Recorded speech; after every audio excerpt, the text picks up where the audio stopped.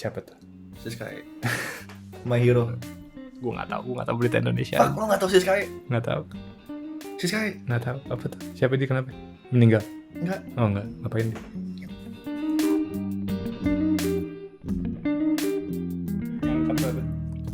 Oke, balik lagi di balik kakak. Jam 1:30 weekday, orang normal tuh sekarang pada tewas. Jadi kita Mahasiswa masih bangun lah. mahasiswa masih dong, pasti. Kalau mahasiswa tuh pasti. Fokusnya buat lo, woi, yang lagi tiduran nggak jelas hidupnya. Lo ini kita bikin ginian buat lo. Biar lo nggak gini-gini aja kerjaannya. Ini obrolannya yang bakal penuh insight. Bakal mencerahkan otak lu langsung kebuka gitu. Penuh inspirasi. Yang memesnya itu tuh nggak usah yang mind blowing gitu. Yang kalian pasti bakal komen, wah bang, inspiratif banget. Ini Ini daging banget lah. daging ya kan. Gila, obrolan daging tengah malam. Kira gue kintan dagingnya. Jadi kita sekarang temenin sama bapak siapa namanya, Bapak Evet ya? Evat, Bapak Evet. Dia bisa dibilang kebalikannya gue. Kalau gue kan udah bego, nggak jelas hidupnya ya kan, bikin ginian kan, duduk di atas yoga ball. Dia tuh kebalikannya. Coba sekarang pekerjaan, status, karir, jabatan, dan itu gimana Bapak Evet? kerjaan gue digital analytics. Ya, it's been 6-7 years gue di dunia digital. Dari ngerjain Google Ads, Facebook Ads, terus sekarang ngerjain digital analytics. Jadi gue yang bantu setup Google Analytics di sebuah website di perusahaan random di negara Indonesia. Dan ya udah, karyawan biasa, posisi ya manajeran lah. Manajer. Bayangin tuh, lo bayanginnya dulu, oke? Lo yang rebahan sekarang, lo bayanginnya dulu. Lo mau jadi kayak dia atau kayak gue tuh ditentukannya dari sekarang soalnya, oke? Lo kalau lo masih tiduran jadi kayak gini, ya? Hah? Kalau ditanya gue kerjaan apa sekarang, nyeduh kopi, duduk di atas yoga ball, terus di atas green screen, terus ngomong depan kamera sendirian, minus duit ATM per detiknya, oke? Jadi lo yang putuskan. Nah, jadi malam ini tadi kita ngobrol panjang gitu, terus dalam hati itu kenapa nggak di tag aja ya, mumpung kedatangan bintang tamu. Kapan lagi gue punya datang bintang tamu manusia lagi ya? Biasanya datangnya jin, setan, kucing, ini manusia lagi. Dan Sebelum Aldo meninggal. sebelum gue meninggal, betul. Jadi datang nih temen nih, dia sebelum, mumpung masih hidup orangnya, kenapa nggak disamperin ya kan? Ngobrol-ngobrol panjang, akhirnya kita sampai ke topik masalah knowledge, pengetahuan. Buat lo yang lagi rebah-rebah sekarang tuh, lo berasa lo punya pengetahuan apa enggak? Hah? Menurut lo orang yang paling siapa, sebut nama nggak sebut nama nih, katakan namanya Susanto. Oke, ada mahasiswa namanya Susanto nih, tolol, wah nggak ada yang masuk, apapun dosen bilang nggak ada yang masuk, waktu SMA nggak pernah juara, dikasih aljabar dikit langsung bebaring orangnya. Orang yang se-idiot itu bisa dibilang dia nggak punya pengetahuan sama sekali nggak? Nggak juga sih. Pasti dia ada hal yang dia pahami kan. Gue percaya setiap orang tuh sebodoh-bodohnya dia ada satu hal yang dia dalemin gitu. Sebodoh-bodohnya dia dan dia dalemin. Berarti katakan Susanto nggak jago akademik, dia jago apa gitu? Pasti ada gitu. Entah dia suka anime, meskipun cuma suka anime, wibu, tapi dia ada knowledge tentang wibu, dia ngerti culture wibu, dan menurut gue itu bisa jadi weapon dia di masa depan. Bisa jadi weapon dia di masa depan. Knowledge itu bisa jadi weapon. Nah itu balik tuh ke obrolan kita sebelum ini ditekan tadi tombolnya ya kan. Banyak kan orang bilang, wah knowledge itu power ya kan. Makanya gue tunjukin tuh grafik power di website kita. Main website kita woy. Banyak orang bilang knowledge itu power. Jadi kayak makin banyak, berarti kalau dirumusin nih, makin banyak pengetahuan lo, makin powerful juga lo gitu. Itu kan conventional wisdom-nya itu kan. Agree. Ya kan? Agree. Meski equation untuk sukses nggak cuma knowledge. Nggak cuma knowledge, Nggak cuma pasti. knowledge. Pasti ada action, pasti ada perfection, pasti ada attitude. Masih banyak lagi. Dan itu menurut gue equation-nya bukan tambah-tambahan ya. Knowledge tambah action tambah attitude, menurut gue tuh lebih ke kali. Jadi lo ada knowledge, attitude lo 0. Tuh. Peluang lo untuk sukses mendekati 0. Tuh. Gue juga setuju tuh. Semua itu perkalian. Kebanyakan hal di hidup itu tuh perkalian. Jarang banget tambah kurang. Makanya kayak knowledge sebenarnya murah. Semua orang, apalagi zaman sekarang ya. Yeah. Internet. Lo di kosan doang, lo rebahan doang, tapi lo buka internet, dapat knowledge. Tapi lo karena lo rebahan doang, lo nggak action, chance lu buat sukses Kecil. Sama kayak chance lu ketinderan tau gak lu. Nah, cuman yang menurut gue menariknya lagi dari knowledge tuh, menurut gue nih, yang pada rebahan di kosan sekarang tuh, kayaknya susah deh ngebedain mana yang knowledge, which is pengetahuan, mana yang informasi. Jadi data disama dengankan sama informasi, which is informasi adalah data yang udah diolah. Data yang diolah kalau diserap ke otak lo jadi knowledge. Ada ininya tuh, ada workflow-nya sebenarnya. Sesuatu hal bisa jadi knowledge. ada tuh grafnya. Di mana? Ini pasti buat kalian nih informasi yang wah daging Daging. banget nih, daging banget. Coba. Itu Ini banget. Ini banget.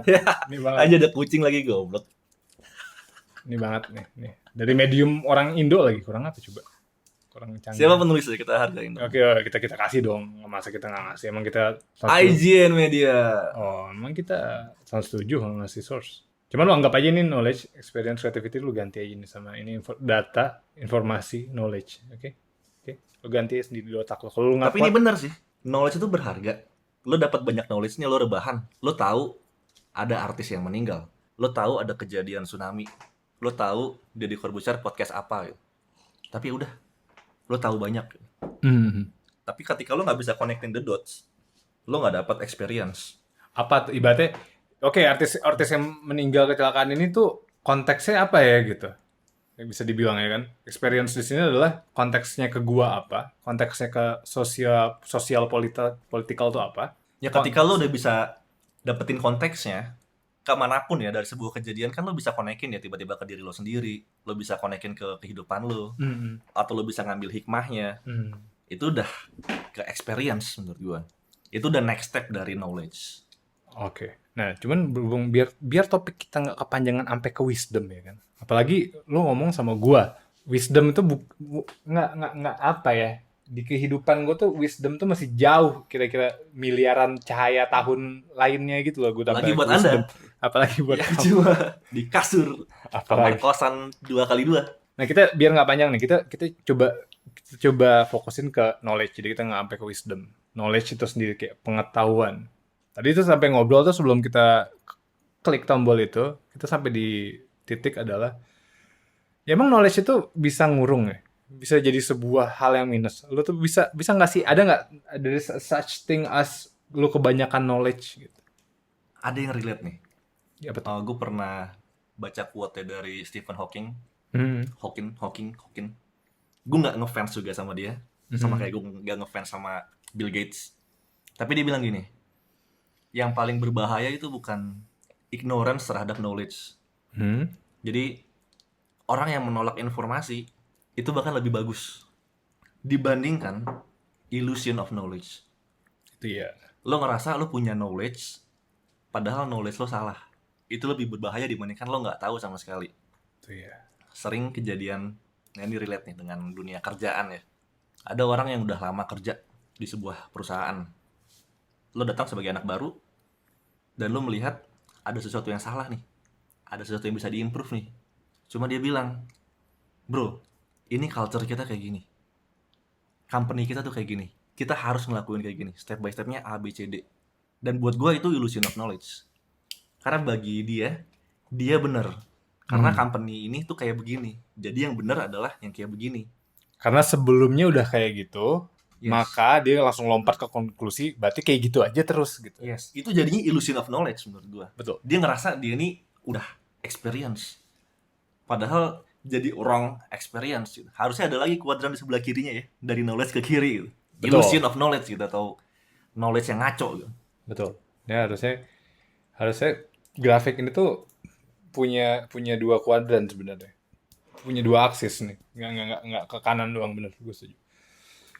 Nah itu kan kalau ngomongin illusion of knowledge ya. Jadi itu sebenarnya kalau bahasa sehari-harinya kan kayak orang yang merasa kepintaran juga masuk tuh. Ah iya, Kayak orang yang merasa tahu semuanya. merasa benar. Padahal even lu master of nggak tahu deh aerodynamics engineering, kayak mungkin lu nggak tahu cara bikin sambal yang enak gitu. Lu nggak ada orang di bumi ini kayaknya tahu segala akan segala hal gitu. Kayaknya itu nggak mungkin Gue pernah kejadian. nulis di blog gue juga, Ada ya? Coba blognya sebutin www-nya. fptsara.com. Di YouTube coba sebutin YouTube-nya. fptsara. 12. Nah, di part pertama tuh, kesalahan terbesar manusia adalah ketika dia merasa benar. Itu aja. Itu aja. Dari artikel lo sampai situ doang sebenarnya. Itu aja. Sebetulnya cukup ya, bener. Iya. Tapi benar sih. Karena ketika lo udah ngerasa benar, lo jadi nggak bisa dibenerin. Karena kata kuncinya di merasa sebenarnya. Ketika lu merasa apapun, itu bahaya sebenarnya. Bukan bahaya sih. Karena lu secara nggak langsung terimplikasi bahwa itu tidak faktual. Jadi di LinkedIn banyak orang yang nulis dia adalah expert, digital marketing expert, machine learning expert. By the time dia udah nulis expert, dia ngerasa dia benar. Dia ngerasa dia tahu segalanya tentang digital marketing. Tapi justru di situ kesalahan dia. Karena ketika dia udah ngerasa benar, nggak ada knowledge, nggak ada wisdom yang bisa masuk ke dia lagi. Itu kayak semacam kayak garis finish, cuman ilusi, bisa dibilang. Ya, karena justru nggak ada garis finishnya di knowledge. Betul. Setuju sih itu juga. Nggak ada garis finishnya. Ngomong-ngomong kalau podcast semuanya setuju susah juga ya. Itu juga. Sekarang gini deh.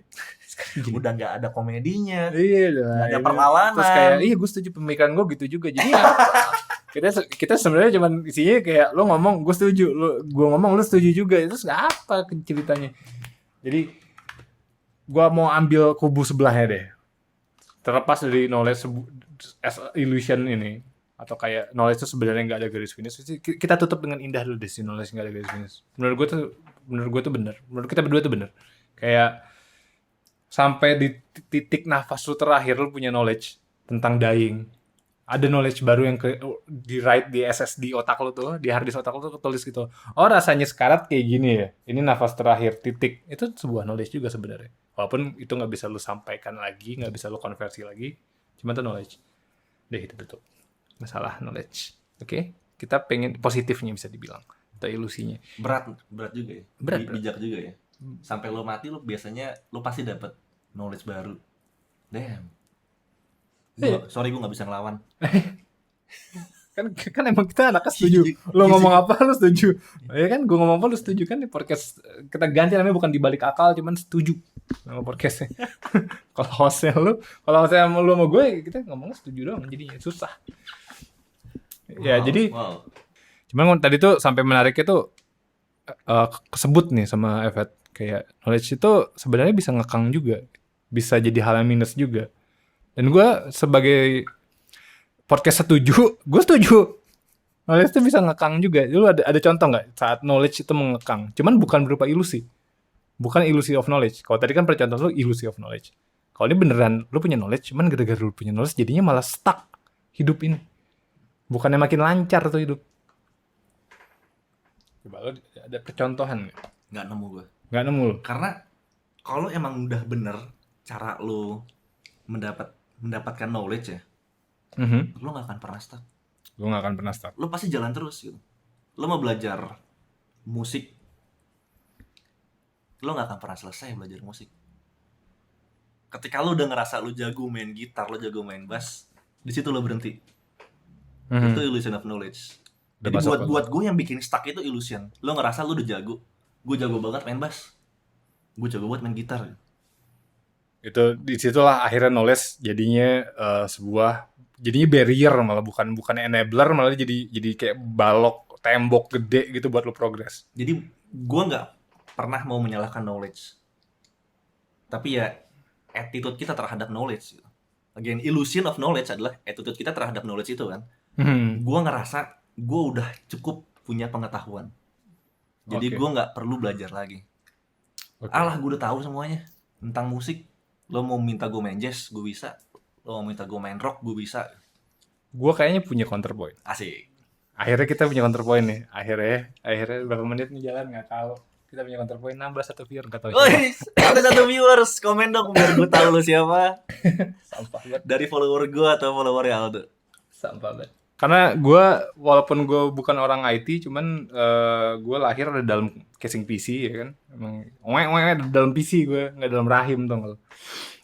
Jadi gue punya lah banyak knowledge akan per PC-an gitu. Gue salah satu orang yang kalau katakan lagi teman lu lagi nyari laptop yang dicat gue gitu, bukan orang agan-agan Tokped gitu yang dicat, malah gue yang dicat, laptop yang bagus apa ya, do harga segini gitu, atau printer yang bagus apa ya gitu, router gimana router gitu, kayak emang gue punya Mangga 2 gitu. Gue nggak jualan komputer bangsat gitu, cuman gue biasanya ditanya.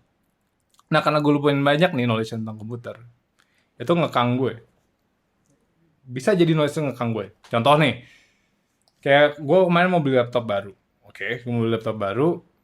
Dan karena gue punya knowledge bahwa macOS itu jauh lebih superior untuk kerjaan modelan gue, which is ngedit video, ngedit audio, sama grafis. Motion grafis atau 2D grafis. Gue tahu Macintosh itu didesain, dia punya core API-nya itu, core grafik ada di situ, Coco ada di situ, core audio ada di situ, core animation ada di situ. OS-nya tuh kayak bubble sendiri. Nah, Photoshop mau ngapa-ngapain itu harus minta ke dia. Illustrator atau DaVinci Resolve, Xcode, Android Studio, mau apa-apa tuh minta ke Core OS ini. Jadi semuanya itu di sandbox. Jadi nggak ada yang bisa tiba-tiba Android Studio programmernya lagi ngantuk gitu atau gimana, terus akhirnya ke klik malware ke Android Studio, terus nyerang OS ya kayak di Windows. Dengan gue punya knowledge itu, terus sama kayak audio driver, oh lu kalau pernah nyobain nge-stream di Windows sama nge-stream di Mac tuh, yang satu surga neraka gitu loh. Ini Windows neraka ya, tau gak? Lu nyeting kayak voice meter banana tuh ribet banget gue. Sedangkan sekarang mau gue routing audio ini, sekarang gue tiba-tiba main bass nih. Kerjaan 5 detik. Di Windows kerjaan 30 menit juga belum tentu beres. Lu mesti install driver lagi audionya. Karena Windows nggak punya core audio driver. Lu harus install ini lagi. Lu harus install itu lagi. Kalau konflik drivernya sama yang built-in driver Windows, banyak hal-hal terjadi lainnya. Karena knowledge itu, gue kunci akhirnya. Untuk gue kerja, gue harus beli produk Macintosh. Gue nggak bisa beli Windows. Kaki gue dan dompet gue kekunci karena gue punya pengetahuan akan hal itu. Dan gue berangkat dari Windows. Gue bukan anak orang kaya yang lahir-lahir langsung dibeliin Mac. Nggak, gue dari Toshiba sampah juga. Akhirnya gue usaha, gue kebeli Mac. Gue tahu tuh akhirnya rasanya, oh ini toh kenapa mahal. Oh gini toh dia ngedesain OS. Oh ini toh kenapa Windows itu dibilang produk curian zaman dulu. Sama Bill Gates dan kawan-kawan dramanya itu. Akhirnya gue kekunci sekarang. Di situ gue disagree. Kenapa tuh? Karena bukan knowledge-nya yang ngelok lo, Apanya tuh? tapi emang attitude lo terhadap knowledge itu. Mhm. Padahal sebenarnya pakai Windows juga bisa. Bisa, tapi lebih painful. Maybe Mhm. yes, maybe no. So, kalau orang yang lebih pintar dari gue, mungkin bagi dia keribetan itu semuanya no problem. Yes. Jadi again, dari gua bukan knowledge-nya yang ngelok lo, tapi emang ya karena lo udah believe terhadap Mac. Coba aja lo buang Mac lo sekarang, lo pakai Windows, lo bakal pain itu mungkin hilang jadi. So, Dan gua yang pakai Windows seumur hidup, pindah ke Mac, painful. I see. Kayak kalau misalnya apa namanya? Apa itu namanya berarti? Tapi kan itu lebih konteksnya lebih ke adaptasi. Adaptasi. Kalau misalnya kita bawa konteks adaptasi, betul semuanya bisa di-adapt. Gue setuju tuh. Cuman ini tadi tuh argumen gue in context of kalau lu tahu sesuatu hal yang lebih oke untuk specific needs. Ini nggak cuman kayak milih Mac, even kayak lu milih baju apa yang oke buat olahraga sama buat bobo sama buat apa, terus lu pernah nggak sih kayak selama ini lu beli kutang Indomart, ya kan? Karena murah, terus ada di mana-mana. Terus lo kebeli katakan kutang apa gitu yang fancy, gue nggak tahu, kutang Uniqlo atau kutang Zara, harganya 3 kali lipat. Ternyata tapi bahannya enak ya. Karena lu punya knowledge akan Uniqlo kutangnya enak, entah gimana ceritanya kutang rider tadi yang di Indomaret, yang tadinya lu fine-fine aja pakai kutang rider, jadinya kayak, nggak usah deh, kalau nggak bokeh-bokeh banget nggak mau beli kutang di Indomaret. Itu yang gue maksud knowledge mengekang. Kayak ada beberapa instance, ada beberapa case study yang kalau misalnya lu udah punya knowledge akan hal itu, dan lu tahu kenapa itu didesain dengan begitu, lu tahu value proposition-nya, lu tahu target market-nya, lu tahu marketingnya juga termasuk di situ, lu tahu brandingnya, lu tahu komunitas yang makainya segala macem. Itu jadi, oh gue ngerti sekarang. Yang sebelumnya gue nggak ngerti. Yang sebelumnya gue nggak tahu. Gue jadi first hand, ini nih experience bisa dibilang, first hand hands on gitu. Oh ini toh maksudnya gitu. Yang itu semua nggak bisa lu baca di website, nggak bisa lu tonton YouTube-nya. Itu lebih ke knowledge yang ngelok lo atau money Lebih ke arah as knowledge. an enabler? Gue lebih mikir tuh ke arah knowledge. Karena kalau money, zamannya gue nggak bisa beli MacBook, gue bikin Hackintosh. Sedesperate itu tau gak lo? Gue butuh Mac, tapi gue nggak mampu beli Mac Pro. Gue bikin Hackintosh, which is barangnya itu tuh. Kalau lo bisa lihat di situ sekarang lagi rusak. Karena Hackintosh emang kerjaan rusak mulu. Kalau lo mau nggak rusak, beli Mac yang asli, oke? Kayak sedesperate itu, karena gue butuh barangnya gitu. Kenapa gue butuh barangnya? Kan dulu gue nggak butuh barangnya, ya nggak? Karena dulu gue belum pernah punya knowledge akan gue pakai Mac. Itu yang menurut gue tuh ngoncinya di situ. Yang gue maksud ngunci. Kalau katakan argumen lo, ya sekarang katakan Mac musnah dari dunia ini, Apple besok bangkrut, Tim Cook nggak tahu tiba-tiba bunuh diri gitu kan, terus sahamnya turun anjlok, tutup Apple gitu. Gue bakal tetap kerja nggak? Ngedit video, gue bakal tetap bisa ngerjain kerjaan klien nggak? Ya mau nggak mau, pasti gue adapt. Painful, pasti painful. Lama-lama Windows jadi oke mungkin, maybe nggak ada yang tahu. Tapi jadi nggak nge-lock lo dong berarti knowledge itu. Kalau nge-lock lo udah total nggak bisa pakai Windows ketika Mac mati. You decide to stop as a designer, Gara-gara Mac as a musnah. videographer karena udah Mac musnah dan lu painful pakai Windows, lu jadi nggak start untuk adapt ke Windows. Tapi kalau ini kan case-nya Mac musnah, lu mau nggak mau adapt kan? Statement lu tentang knowledge itu nge-lock lu jadi patah. Karena ke unlock ketika Mac mati, lu jadi adapt. Ke unlock. Dan kalau argumen lo gue setuju nih, proses adaptasi tadi knowledge juga, ya nggak sih? Ya. Saat lu adapt sesuatu hal itu, lu dapat knowledge juga. Kayak itu yang banyak menurut gue sih, menurut gue orang-orang muda-mudi Indo tuh kurang tahu knowledge itu tuh bukan masalah sertifikat, bukan masalah kampus di mana, bukan masalah di mana, itu benar-benar literally everything in life itu knowledge gitu loh. Sampai yang nggak dari enak boleh nggak, dari yang enak sampai yang nggak enak tuh knowledge semua gitu. Kalau lu nge-treatnya as a knowledge, even lu bisa nge-emulate sebuah knowledge. Dari lu lacking of knowledge apa nih? Katakan lu nggak pernah, gue nggak pernah deh, gue penasaran kalau apa namanya jadi desainer yang bener gimana ya? Lu bisa tahu tuh dengan cara lu sekarang gimana? Lu consider lu desain nggak bener, ya lu balik aja itu semua. Katakan lu desain kalau main milih warna lu bingung dengan nggak milih warna, berarti emulasinya adalah, oh berarti desainer yang bener milih warna nggak main asal pilih warna. Oh berarti ada mekaniknya dong untuk milih warna yang bener kayak gimana sih? Dan knowledge sudah murah sekarang. Dan knowledge sudah murah. Lu buka HP lu, ya banyak knowledge di sana. Gue belajar kripto juga ya tonton YouTube aja, Republik Rupiah. Gue jadi ngerti gitu tentang projectnya Ethereum, projectnya Cardano. Di kuliah nggak ada belajar itu. Dan itu semua menurut gue sayangnya kecampur. Jadi ibaratnya kan knowledge tentang cryptocurrency dan dampak ke bumi ini itu nyampur sama artikel kayak mau kaya invest crypto, ayo kaya cepat gitu, kaya cepat 2021, itu nyampur kan. Ya.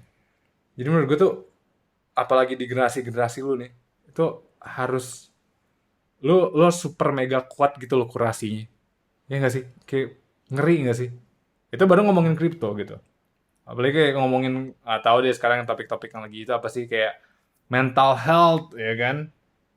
Semua orang termasuk gue bisa bikin konten masalah mental health. Tahu apa gue tentang mental health? Emang punya gue mental health? Hah? Kayak bahayanya di situ kan. Jadi kayak balik lagi ke omongan lu tadi, bahayanya adalah karena semua orang bisa ngakses, semua orang bisa bikin juga, semua orang bisa jadi produsen dan konsumen sebuah knowledge. Semua orang bisa jadi content creator. Jadi illusion of knowledge sama knowledge beneran sekarang udah nggak ada bedanya. Yes. Gimana coba? Ada istilah keren. Apa tuh? Dunning-Kruger effect. Dunning-Kruger effect. Kita buka nih buat dia nih. Jadi setiap kali lu belajar sesuatu, anything, digital marketing, desain, di awal-awal lo pojok kiri bawah. Dimana lo competence lo zero, confidence lo juga zero. Ketika lo belajar dikit, lo belajar dikit tentang mental health. Gue tahu mental health. Lo belajar dikit tentang cryptocurrency. Gue tahu cryptocurrency. Gue bikin konten cryptocurrency. Kebanyakan orang di sini, of course I know everything. Baru belajar dikit, langsung tinggi. Gue belajar gitar sebulan, udah bisa chord balok. Gue ngerasa gue udah jadi gitaris paling jago sedunia. Dan it happens every time ketika lo belajar sesuatu yang baru. Hal baru nih yang lo pelajarin sekarang. Baru belajar dikit, lo udah langsung confident. Ketika lo stop di sini, ini illusion of knowledge. Atau di versi lo, knowledge yang ngelok lo gitu. Tapi semakin lo belajar sebuah ilmu, lo mulai bingung nih. Lah, ternyata susah ya. Ternyata banyak ya hidup ini. Wah, ternyata banyak ya digital marketing ya. Ternyata. Wah, desain gue pikir cuma gambar, Photoshop, ada kotak, habis itu bisa shadow, bisa warna. Ternyata stepnya susah gitu. Ada color science apa gitu ya. Belajar videografi ada color grading. Anjir, itu apaan color grading? Color grading tuh bisa ngaruh ke mood videonya apa? Nah lo makin I may never understand this, mungkin lo di sini gitu. Dan banyak yang akhirnya nyerah nih. Sebelumnya sombong, tiba-tiba nyerah.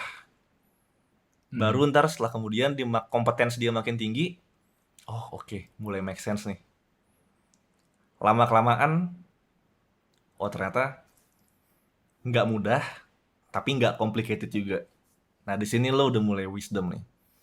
Jadi kelihatan ketika orang super confidence, gue dengan sangat yakin dia masih di fase ini, meskipun dia bilang dia expert ya. Itu karena dia nyoba banyak hal dan sukses terus gitu. Tapi in the end, orang yang true expert, confidence dia nggak akan tinggi. Dia nggak akan bilang gue tuh jago banget gitu. Dia cuma bakal bilang gue beruntung, atau gue cuma tahu lebih dulu dari kalian. Bener. Nah, orang kalau udah ngomong kayak gitu, hati-hati, dia jago banget gitu. Main gitar dong. Gue nggak jago bro. Hati-hati. Biasanya malah yang kayak gitu. Gue udah lupa, gue udah lama gak main gitar. Itu sama kayak siapa yang pernah bikin quotes itu ya? Semacam kayak the death of the expert gitu. Kayak gara-gara internet tuh gampangnya gini deh. Ada dua orang dokter. Ya kan? Yang dokternya satu yang ini nih masuk ke kategori bisa dibilang udah ngelewatin semua phase ini. Jadi mereka nganggapnya ya gue sedikit banyaknya tahu complicated emang, cuman nggak mustahil untuk dilakuin. Oke? Itu dokter satu. Dokter dua nih, katakan dia di fase nggak usah di of course I know everything deh, terlalu ekstrim. Katakan dia di fase is there more to it? Maybe gitu, masih kayak banyak ya ternyata gitu. Oke, udah dokter nih. Ada kan satu namanya dokter Siska, yang satu namanya dokter Siska sama siapa enaknya? Dokter Roni. Siska dan Roni ya kan? Di penjara. Siapa tuh? Siskae. My hero. Gue nggak tahu berita Indonesia. Lo nggak tahu Siskae? Nggak tahu. Siskae? Nggak tahu. Apa tuh? Siapa dia kenapa? Meninggal? Enggak. Oh enggak. Ngapain dia? Oh dia dokter cuman porn? Enggak, dia bukan dokter, dia Siskae tulis. Dia cewek eksibisionis gitu, suka naked in public. Oke, makhluk yang ini nih. Ya enggak? Yoi. Terus dia naked di publik, terus penjara. Ya, udah gitu doang. Udah gitu doang. Thank you. Itu makanya gue gak pernah ngikutin Indonesia. Gue mending gak tahu gue informasi gitu. Karena banyak tau gak lo gak tahu apa di M1 Max itu ada dedicated controller buat ProRes codec doang. Itu menurut gue jauh lebih menarik daripada Siskae telanjang tuh terserah dia mau telanjang mau ngapain juga bebas. Gak ada ngaruhnya bumi ini berputar. Kenapa diurusin? Oke, balik lagi tadi. Oke, katakan ada dua dokter ini nih. Satu lagi dokter Siskae, yang satu dokter Roni ya kan. Dokter Roni ini masuk ke kategori ini nih, yang kayak ya sebenarnya nggak gampang sih, ribet sih, cuman nggak impossible kok gitu. Satu lagi baru belajar. Cuman yang satu punya audience. Siskae itu banyak followersnya karena katakan nggak tahu, lebih jago ngomong, lebih berkarisma apapun itu meaningnya ya kan. Yang lebih kelihatan expert dan bisa menyuarakan knowledge-nya dokter Siskae. Padahal yang punya knowledge beneran dokter ini. Sekarang salah dokter Roni nggak? Salah dokter Siska nggak? Nggak ada yang salah. Cuman kalau ngomongin salah benar tuh ribet, tau gak lo? Itu terlalu ribet karena nggak ada sistem patokannya, mau sistem yang mana nih untuk nentuin salah mana yang benar. Cuman kalau mau ngomongin jadi siapa yang lebih master, atau siapa yang lebih expert, atau siapa yang lebih knowledgeable, jadinya clouded, tau nggak? Karena lu nggak bisa dengar suara Dokter Roni, walaupun dia jauh lebih punya banyak pengetahuan. Sedangkan Dokter Siska, walaupun dia nggak gitu-gitu banget, walaupun dia nggak super super pembohong, nggak, cuman dia biasa aja, cuman dia bisa jago main sosial medianya, dia yang ke atas. Tuh gue lupa siapa yang bikin artikelnya, pokoknya judul artikel semacam nggak jauh-jauh dari itu, The Death of the Expert, yang gitu-gitu. Kayak expert tuh udah nggak matters lagi. Sekarang lo punya audiens apa enggak untuk menyuarakan hal itu. Dan itu menurut gue bahaya. Jadi soalnya saat lo mau nemuin hal yang totally baru, katakan gue punya knowledge banyak tentang komputer, terus tiba-tiba gue mau dapat knowledge baru yang gue nggak pernah tahu. Katakan gue pengen belajar masak, gue jadi nggak tahu nih koki beneran emang jago masak atau selebgram cuman ganteng cuman masak kali-kali terus dibikin konten jadi konten masak, tau gak lo? Ya, ya. Gue jadi Atau chef tete. iya, atau karena save tete, atau karena punya belahan. Sedangkan gue goalnya adalah gue pengen bisa bikin sambal yang enak gitu. Si master nih jadi clouded banget. Bukannya dia musnah, cuman definisi of master atau expert tuh jadi nggak jelas gitu loh. Siapa yang harus disiapakan, dan nggak ada juga patokan, dan nggak ada juga yang mengontrol, dan kita semua ikutan. Maksudnya kita semua tuh ikutan bikin itu kejadian gitu. Setiap gue buka Dokter Siska itu, walaupun gue suka, mau gue nggak suka, mau gue protes, mau gue nggak protes, mau gue komen, mau gue diemin, mau gue silent radar, gue ikutan menyumbang sih ke Dokter Siska dan menyumbang sih less attention ke Dokter Roni. Dan itu nggak bisa dibilang salahnya Dokter Siska, nggak bisa salahnya Dokter Roni. Dan itu gue nggak punya solusinya. Lo ada nggak? Gue sering tuh kepikiran malam-malam. Itu gimana mencahin ya? Karena masalahnya jadinya bukan illusion of knowledge, bukan knowledge yang mengunci lo, tapi Knowledge jadi nggak matters. sebenarnya masih matters, cuma distort. Iya, distorsi of knowledge. Terlalu keruh. Uh, The true knowledge udah hidden sama knowledge yang keruh. Jadi orang belajar dari knowledge yang keruh itu dan either nggak dapat apa-apa atau jadi illusion of knowledge yang ngerasa dia udah punya pengetahuan padahal sumbernya salah. iya. Dan nggak ada nggak, menurut gue tuh nggak ada solusinya. Gimana coba pemerintah mau regulasi konten ya kali, jadinya pelanggaran freedom of speech kata gue gitu.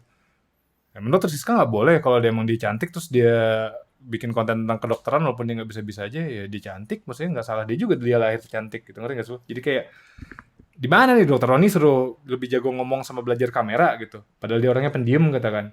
Ya, di case kayak gini menurut gue balik ke mematikan freedom of speech dan jadi komunis. Bisa itu solusi. Dan gue setuju. Kayak ini Sayangnya gue setuju. ilmu yang bener nih. Ilmu yang distort mati. Sayangnya gue setuju. Menurut gue Kita butuh pemerintah. kita butuh otoriter ya. Diktator. Kita butuh diktator. Basically yang orang kayak Ahok kali 100, kali 1000%. Terus kalau apa-apa bunuh. Iya. Lo Ahok masih jauh lah dari diktator. enggak, makanya gue bilang tadi kali 1000. Maksudnya kayak galak. Orang kita kan nggak bisa dipelanin. Harus kayak gitu. Kayak harus, mungkin gara-gara kita dijajah kelamaan kali. Jadi kayak harus woi gitu. Lu salah. Lu tahu nggak lu salah di mana gitu. Harus nggak bisa kayak, kamu tuh salah. Coba deh kau pikirin dulu. Nggak mikir dulu gitu, malah kayak, enggak, gue nggak salah banget. Malah jadi kayak gitu hidupnya. Ya sama kayak Romusa tuh nggak ada. Yang ada apa? Di Indonesia itu dulu waktu dijajah Belanda, dijajah Jepang itu, semua kuli bangunan yang ngebangun jalanan itu dibayar sama Belanda sama Jepang. Dibayarnya ke mana? Ke kepala desa. Kepala desanya korup. Cuma karena historinya udah distort, jadinya dibuat seolah-olah kita yang baik. Nggak mungkin dong sejarah dibilang ini kepala desa Indonesia tuh semua korup. jadi yang disalahkan ya dikambing hitamkan Belanda. Ada Romusa, Jepang ada Romusa, ada kerja paksa. Distort, information distort. Jadi ibaratnya distorsi, akhirnya dari knowledge, kita berangkat dari informasi kita proses jadi knowledge habis itu punya konflik, terus jadi distort of knowledge jadinya illusion of knowledge, dari illusion of knowledge kita punya jadinya truth jadi kayak makin apa, jadi kebenaran yang mana, Romusa jadinya yang bener yang mana, ya kan? Iya. Udah, gue nggak ngomongin fakta ya. Gue nggak ngomongin fakta. Selama nggak semua orang di muka bumi pakai Google Glass atau pakai GoPro ditempelin terus ngerekam 24 jam dalam hidup ya, fakta sebenarnya itu nggak mungkin kejadian. Kita bicara truth aja dulu. Bicara kebenaran dulu, which is kebenaran buat yang nggak tahu tuh, setahu gue kebenaran ada 3. Ada objective truth, yang paling dekat sama fakta. Kayak api itu panas, itu nggak ada orang yang bilang api nggak panas kecuali tukang santet atau dukun. Oke? Terus ada personal truth, yang menurut lo api itu nggak panas-panas banget. Menurut lo mungkin api panas banget gitu. Kayak jadi ada macam-macam. Sama ada social political truth gitu. Kayak jadi menurut orang Bogor, menurut orang Depok, api itu panas gitu. Setahu gue ada 3. Wah, daging banget, Bang. Daging nggak tuh, hah? Makan, di All Can Eat tuh ada yang 90 ribuan sekarang, yang mahasiswa masuk gitu-gitu banget kerja. Coba ulangin, apa itu 3 truth? Nah, dari ketiga ini, menurut gue dengan adanya internet dan kita tidak otoriter, nggak ada Kim Jong Un ya, ditambah lagi kita edukasinya seperti ini, ditambah lagi kita dididik dan dibesarkan udah kebiasaan kayak api itu panas. Kenapa api itu panas? Udah percaya aja sama ibu, api itu panas gitu. Ibu orang tua, kamu harus itu, kamu kalau nggak kamu durhaka gitu. Nggak dijelaskan kenapanya panas, dan kalau panas bisa kita giniin loh. Untuk dingininnya kayak gini loh. Kenapa dia panas? Jadi kita udah kebiasaan kayak lu terima aja udah kayak gitu. Jadi yang masalah truth tadi, jangankan dipecah 3 kategori, orang tuh nggak tahu lagi gitu loh truth itu apa. Gara-gara chain dari informasi ke knowledge, ke distortion of knowledge, ke illusion of knowledge, ke definition of truth tuh udah nggak ada train of thought-nya gitu loh. Itu udah flyby aja. Oh, gue baru baca artikel aja tadi, ada artikel heboh, lucu, seru, gitu. Lewat aja udah. Nggak ada lagi proses untuk, jadi sebenarnya itu yang mana ya yang bener? Oh, itu benernya menurut dia. Oh, yang dia sih bilangnya yang bener kayak gitu. Oke, 2 pendapat yang berbeda nih. Kalau pendapat gue pribadi sih gini, kita nggak setuju nggak apa-apa. Itu udah nggak kejadian, Fred. Gue ngeliat itu udah selesai. Nggak tahu kenapa, cuman itu udah beres aja. Ini menarik. Sebelum kita ngobrolin nih, Apa? gue percaya illusion of knowledge itu sumber, penyebab. Penyebab dari semua hal itu. Iya. Ternyata illusion of knowledge adalah akibat. Penyebab dari semuanya ya informasi yang distort. Informasi yang distort apa informasi yang kebanyakan? Which is distorsi sebenarnya kebanyakan sinyal, jadi distort. Kebanyakan informasi kalau semuanya truth, semua orang di dunia bijaksana. But money, buat apa? Buat apa ngasih informasi truth kalau nggak ada money-nya? Ya nggak? Iya. Ya apa? Kebanyakan informasi masih mending. Cuma sekarang udah kebanyakan informasinya nggak benar. The root of all evil-nya Informasi yang nggak benar. informasi yang nggak benar. The false knowledge, akhirnya jadi ada false prophet, akhirnya jadi ada illusion of knowledge. Cuman Wow. gue tuh gini loh, maksudnya gue biasa kalau mikir gini, nggak tahu sih ya, kayaknya lu juga sama deh. Gue tuh biasa kalau lagi mikir kayak gini tuh gue coba, oke, kalau gue punya all the power in the world nih, pasti gue bisa come up with solution. Harusnya gue bisa come up with solution. Cuman gue untuk beberapa masalah tuh gue nggak bisa, termasuk salah satu masalah ini. Kayaknya, katakan lu main date nih tadi barusan. Semua orang harus, kalau ngasih informasi itu yang benar. Terus kayak di state ini tuh opinion, scientific paper, atau apa nih, intensi lu. Lu nggak apa-apa ngasih informasi yang sama sekali nggak benar. Katakan informasi yang nggak benar sini adalah, menurut gue, cewek namanya A tuh jahat deh sama gue. Dia suka nyakitin hati gue, yang gitu-gitu. Melayu lah, ya kan? Nggak apa-apa, cuman ada tuh statement, this is opinion. Lu nggak bisa ganggu gugat itu. Katakan demanded sampai se-strict itu, ya kan? Kayaknya bakal gimana ya? Nggak ada juga orang yang bakal, mana sih yang opinion, mana sih yang fact? Pasti ada orang yang punya cap bottleneck otak gitu. Tadi tuh gue barusan yang gue rasain tuh, itu opinion, itu fact, atau itu truth gue, apa personal truth gue ya? Tapi kalau gue nggak state ini di website, ntar gue ditangkap polisi gitu. Ngerti gak sih? Yeah. Jadi itu bukan solusi juga. Bukan. Terus solusi keduanya apa? Matiin internet, matiin channelnya, distribution channel matiin. Cuman berguna. Nggak ada internet, gue nggak kerja. Ya nggak ada internet, nggak ada informasi. Bisa dibilang, balik lagi ke perpustakaan. Baik lagi. Terus jadinya bisa konspirasi teori yang government ngontrol informasi dan kawan-kawan. Gitu. Jadi kayak, Tapi lebih baik limited information dibandingkan information overload yang full of distort information. iya itu gue setuju. Kalau disuruh pilih, The lesser evil. ya kalau kita disuruh pilih dasar evil gue setuju. Cuman kalau pengen kayak bersih total gitu. Ibaratnya kalau kita mau ngilangin virus di komputer nih, kayaknya nggak ada deh solusi bersih total. Karena udah pas internet kecipta tuh orang kagetan gitu, internet booming jadi kayak dan teknologi kan aturnya cepet ya. Kayak apa-apa tuh gitu. Regulasi pasti di belakang. Apa namanya? Kayak sosial media buruk untuk mental itu pasti di belakang, ya kan? Karena harus terjadi dulu dan teknologi terjadinya terserah gitu speednya. Kayaknya sih ya paling ini solusi nomor 3 menurut gue. Kayak nomor 1 tadi nge-cap orang yang harus strict gitu pasti ada orang bego yang nggak bisa keep up ya kan. Jadi itu nggak bisa ngilangin internet juga. Internet berguna. Solusi ketiga mungkin kita kayak bisa dibilang masing-masing nginjek software gitu. Kayak semacam firewall. Entah gimana mungkin Elon Musk coba develop ininya Neuralink cepetan. Kayak untuk ngekurasi apapun yang lu lihat di layar. Katakan gue lihat Dunning-Kruger effect nih. Oke, dari namanya gue punya asumsi dia semacam antara ilmuwan atau filosofer. Which is gue gak pernah dengar sebelumnya, gue tau dari teman gue. Ya nggak, di podcast ini. Gimana caranya di otak gue sekarang adalah, antara gue lebih ngulik lagi Dunning-Kruger ini siapa, kenapa bisa sampai ada Dunning-Kruger effect, terus gue cross-check ini ke pengalaman gue, ini sesuai nggak sih kira-kira, terus dari situ, gue setuju sama ini, atau gue setuju sama ini semua, atau ada yang gue setuju, ada yang gue nggak setuju, itu tuh kayak ada di benak masing-masing individu. Terus solusi nomor 3. Cuman solusi nomor 3 ini bentrok sama nomor 1 problemnya.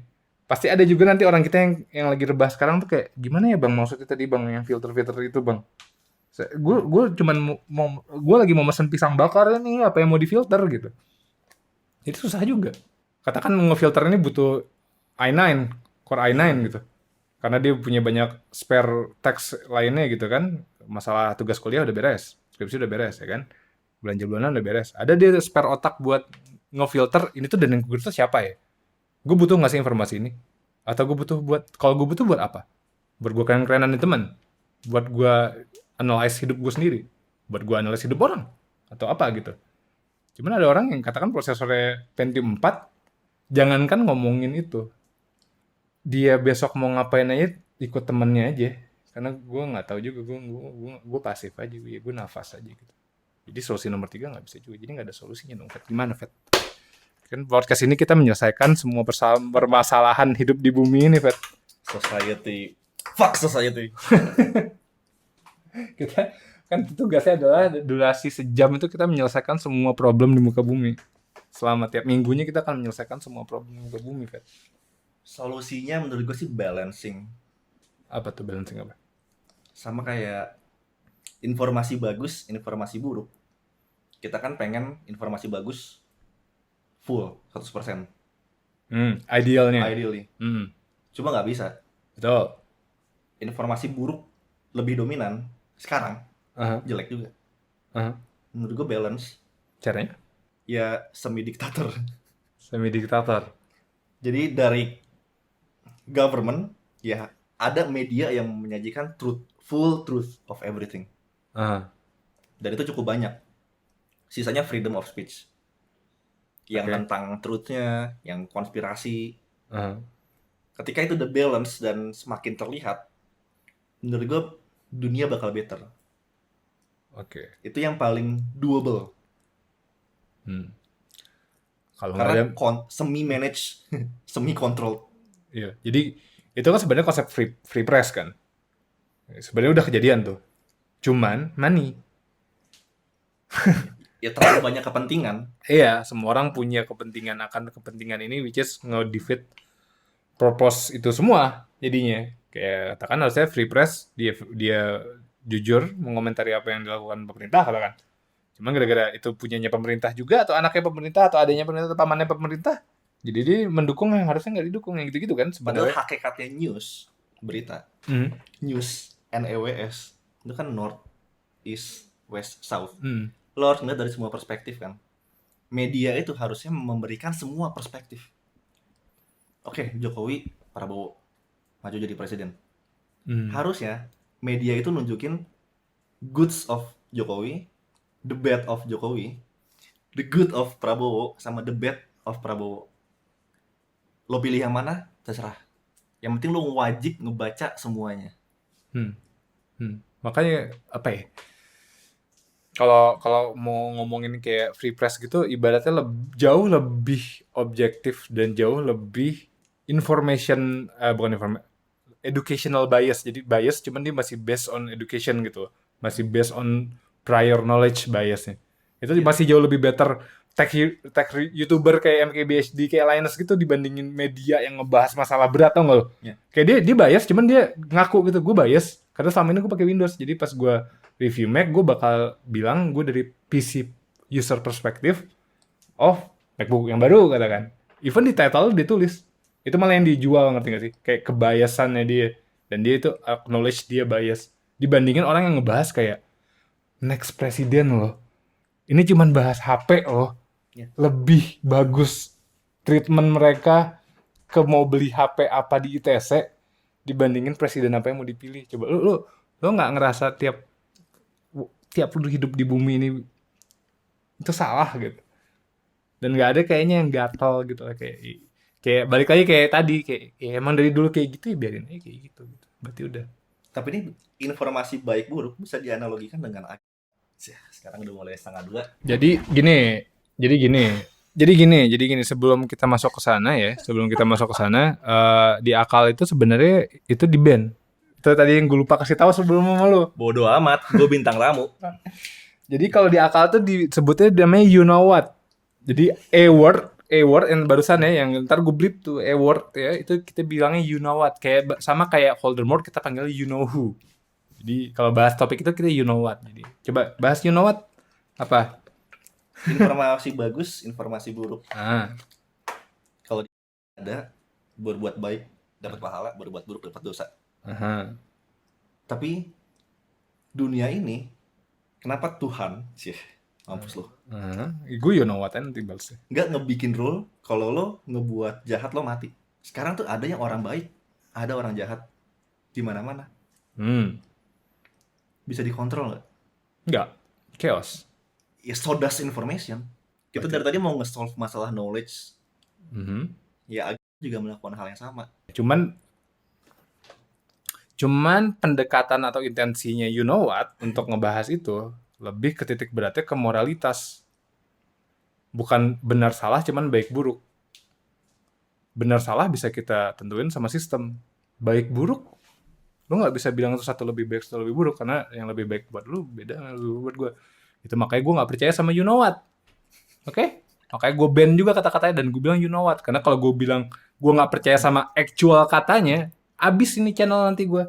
Ya kan, yang udah masih kecil. Allahu Akbar. Kan? Nanti datang itu semua. Makanya gue bilangnya you know what aja. Jadi nggak mungkin lu denger mulut gue ngomong kata-kata itu. Karena gue bilangnya you know what. Jadi gue nggak mungkin lusu. Entah katakan nanti followers gue 1 ataupun 1 miliar. Oke? Coba gue masih penasaran. Apa tuh? How we solve this problem? Gimana cara ngebuat Mas Bambang yang malas-malesan jadi tahu harus mencari informasi yang mana, tahu cara menggunakannya, tahu cara ngefilternya, lalu cara menggunakannya. Superhuman habis itu. Ngebuat Mas Bambang jadi superhuman. Dan dilakukan secara mass. Iya, dan aplikasinya harus bisa mass. Jadi mass superhuman.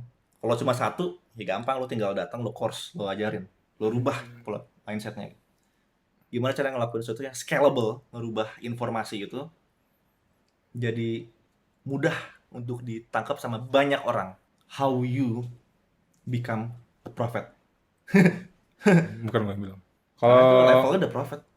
Kalau idealnya, menurut gue, semua orang yang punya power atau punya suara lebih tepatnya, harus nggunain powernya itu buat nunjukin mana yang menurut dia oke informasinya, mana yang menurut dia enggak.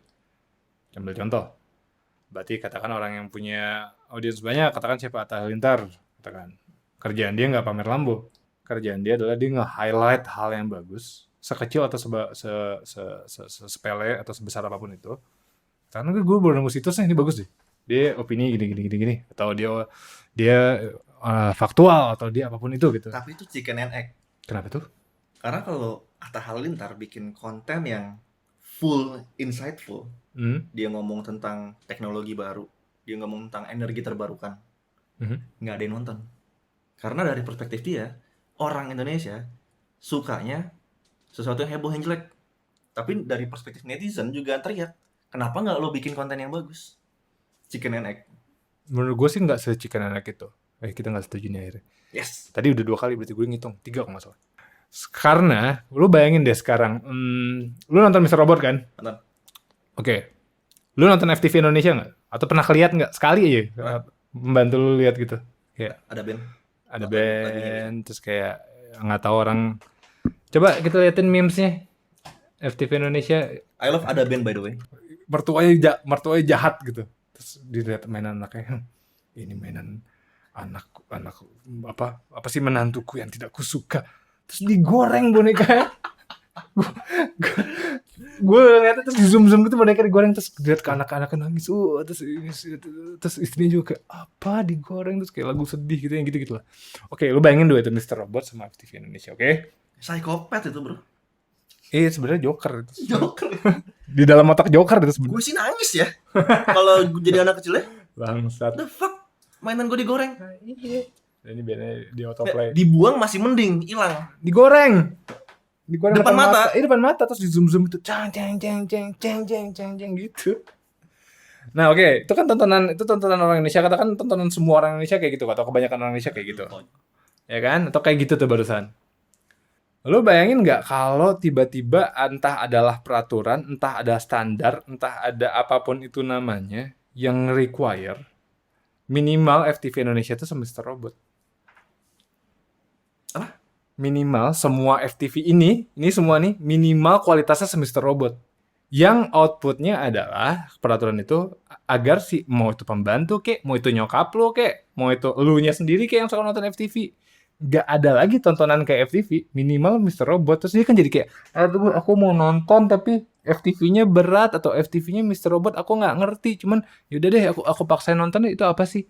Mual, nggak ngerti, mual, pusing, migrain gitu. Tapi mau nonton, ditonton lagi. Terus lama-lama kan jadinya kepaksa gitu loh. Karena standar of quality-nya naik. Dan kalau lu perhatiin Mr. Robot, sebenarnya kan film FTV. Film tentang percintaan sama anxiety personality kan sebenarnya, personality disorder. Lu bisa relate sebenarnya. Walaupun itu super sci-fi kayak wah orang bisa dengan problem dan hikmah yang sama. Iya, pesan moralnya Quality-nya dinaikin. Quality cara penyampaian pesannya dinaikin. Kalau ada aja yang bisa ngasih, oke minimal Mr. Robot. Atau kayak silent agreement gitu. Sama semua per FTV-an ini, sama semua content creator nih, minimal segini ya. Kita aja nih. Kalau ada yang di bawah tuh gimana? Cengin sampai mati. Cengin sampai nggak berani upload. Menurut gue tuh membantu. Possible. Menurut gue membantu.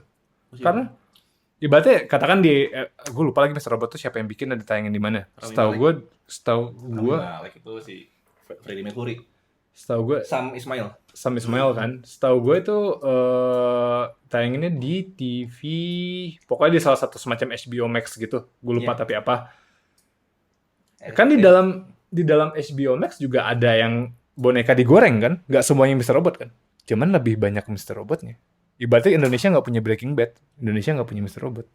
Mereka juga ada yang jelek. Rasionya matters tapi faktanya kita nggak punya FTV sekelas Mr. Robot tuh nggak bisa lu debat, nggak kejadian tuh kalau mau lu debat. Kayak ini makhluk ini kiri kanan ini capture kan ya. Makhluk kiri kanan ini dua hal yang sama nih, pesan moralnya selalu tahu aja dulu. Terus Shopee 20.000 apa aja. Terus Shopee. Terus kalau orang kita kerjanya ngebajak terus jual di Shopee 20.000. Siapa nama seller jualnya? Tuh, Anton Tristan. Anda kurang ajar. Menurut gue itu bisa jadi itu starting point saat ada agreement atau saat ada apa. Kita punya standar ya. Korea Korea nggak ada diktator, Korea Selatan ya. Tapi Mhm. mereka drastis loh. Objektif ya kita ngomong ya. Hmm. Secara quality bagus Korea. Hmm. Dulu mungkin dulu pasti lebih jelek dibandingkan sekarang. Hmm. Dulu mungkin kualitasnya sama lah dengan mayoritas konten-konten di Indonesia. Hmm. Tapi movementnya dari pemerintah. Betul. Mereka nge-subsidi semua agensi kreatifnya kan. Lo mau bikin film, itu itu itu ini Hello Kitty direbus.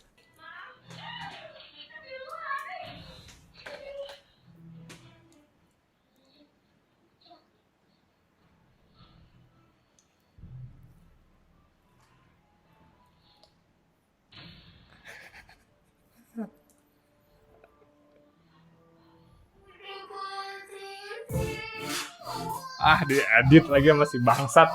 Intinya sih. intinya gue dapet. Ya. Intinya kalau dianalogikan dengan film-film yang kita nilai berkualitas ya mungkin itu kastanya ada ibu dan anak diculik, anaknya dibunuh di depan ibunya. Hmm. Pelan-pelan. Hmm. Dipotong dulu jarinya, Mhm. potong dulu tangannya, di film. Hikmahnya sama kayak gini. Cuman Kualitasnya beda. Presentasinya beda. betul. Dan itu matters. Maksudnya matters adalah apa ya? Pesan cara pesan disampaikan tuh matters. Oh, balik lagi deh ke Mac. Balik lagi ke Mac.